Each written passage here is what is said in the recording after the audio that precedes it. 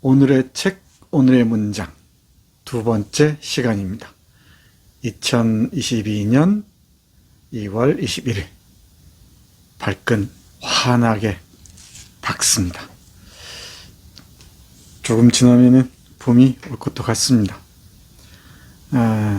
책이 잘 읽히지 않을 때, 뭔가 딴 생각으로 머리가 복잡할 때, 박완서 선생의 소설을 읽는 것만큼 좋은 게 드물죠. 박완서 선생의 입담에 그야말로 놀아나다 보면은 번잡한 생각들이 훌쩍 어디론가 달아나 버린다는 생각을 하곤 합니다. 박완서 선생은 장편도 좋은 작품이 많지만은 단편도 좋은 작품들이 많아요. 책이 잘 안 읽히고 이런저런 딴 생각이 많을 때는 박완서 선생의 단편 소설 하나씩 읽으면서 때로는 킥킥거리면서 웃다가, 때로는 분노에 치를 떨다가, 때로는 인간의 어리석음에 헛웃음을 짓다가 하곤 하죠. 그 인간의 삶의 모습들을 박완서 특유의 문체로 구현해 놓은 걸 보면은 찬탄을 금할 수가 없죠. 우울할 때는 박완서의 소설을, 괜찮습니다.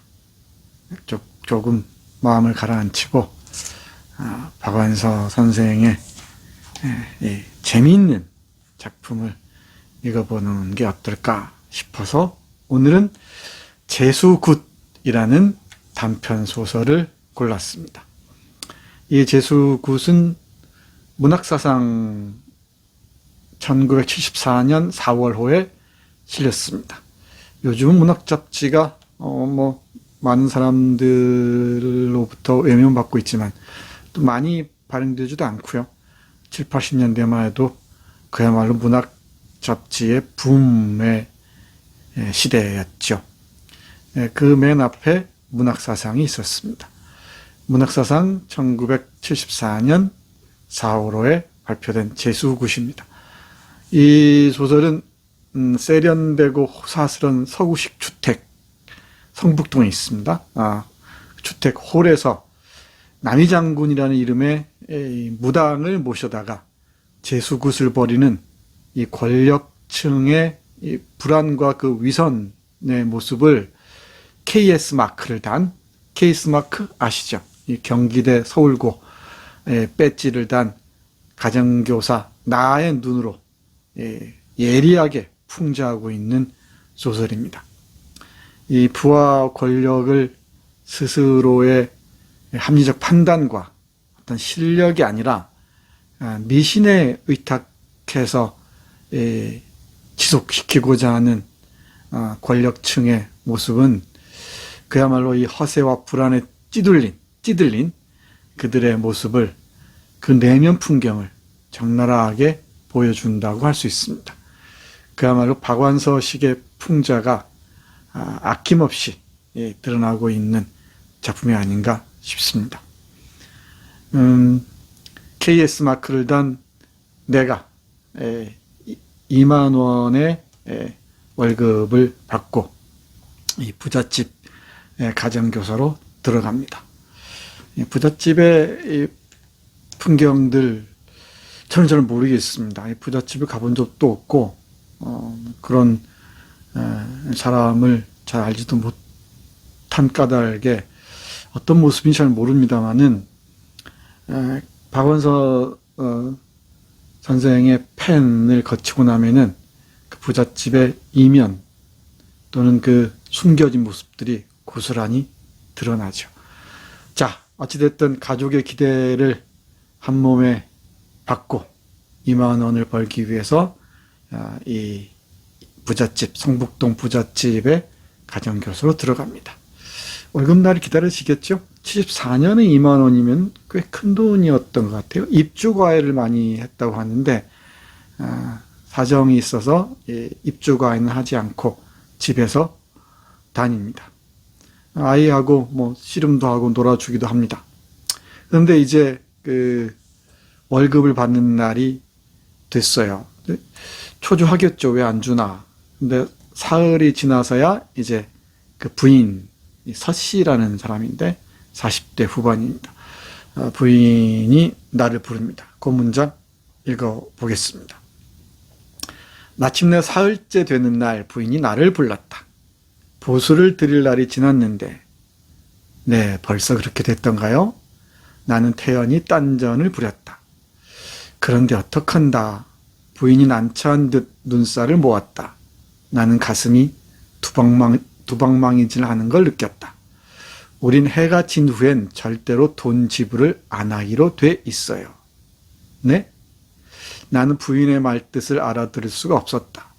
해 떨어진 후 금전 지불을 하면 영락없이 손재수가 끼거든요. 그래서 우린 오래전부터 이런 일은 사위를 해왔던 거죠. 시체 사람들은 미신이라고 웃을지 모르지만 돈푼이나 지니고 살려면 누구나 그만 사위는 하는 거라고. 그러니까 수고스럽지만 낮에 들러줘요.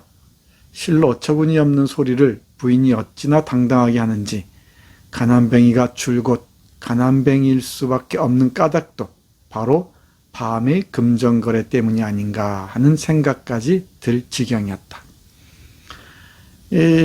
부인이 돈을 줘야 하는데 밤에는 금전거래를 안 하는 게 우리의 원칙이니까 낮에 오라는 거예요. 금기죠. 밤에 돈거래를 하면은 손재수가 낀다는 겁니다. 애군이 낀다는 것이겠죠. 해서 밤에 금전거래하는 것을 꺼려왔다는 것입니다. 사위를 해왔다 이러죠. 이 사위란 말은 우리 고유어입니다. 꺼리거나 두려워서 피하는 것을 일컫는 말입니다. 해 떨어진 후에 금전거래는 하지 않는다. 이상하죠? 뭔가 찔리는 게 있는 모양입니다. 이상해요. 그래서 이 소년이 그러니까 내가 가르치는 이 막내 아들이죠. 아들이 자기 집에 남이장군 할머니가 다니시는데 아주 무섭다는 얘기를 합니다. 무슨 일이 있었을까요? 이 남이장군은 무당입니다. 그러니까 남이장군을 모시는 무당인 모양이죠. 예, 무당이 와서 이 제수굿하는 장면을 목격하게 됩니다. 내가 말이죠. 대낮에 서구식 주택에서 굿을 벌이고 있습니다. 자, 그 그로테스크한 풍경 같이 보시겠습니다. 응접실과 거실은 따로 있기 때문에 화려한 샹들리에가 2층 천장으로부터 늘어져 있고 그랜드 피아노가 있고 군데군데 소파가 있고 벽에는 적어도 100호 이상의 추상화가 질비하니 걸려 있고 2층으로 통하는 계단이 있는 것 외에는 몇십 명이 춤이라도 출 수 있는 거울 같은 마룻바닥이 그대로 비어있는 넓은 방을 이 집에선 그냥 홀이라고들 부른다. 홀이 넓어서 그런지 굿을 위한 전물상은 자개상을 이어서 놓고 바나나에 파인애플까지 있는데도 생각보다 초라해 보였다. 신령님의 화상이 모셔져 있어야 할 자리에 자리 잡은 붉은 물감을 엎질러 놓은 것 같은 추상화는 더욱 웃겼다. 장구도 피리도 멎어 있었다. 옥색 치마 저고리 위에 남색 쾌자에 붉은 돌띠를 두른 남이장군 할머니는 지금 한창 한 길이나 되는 큰 삼창에다 돼지 대가리를 꽂은 것을 소금이 담긴 접시 위에 고추 세우려고 애를 쓰고 있는 중이었다. 그런데 그게 설듯 하면서도 좀처럼 서주지를 않았다.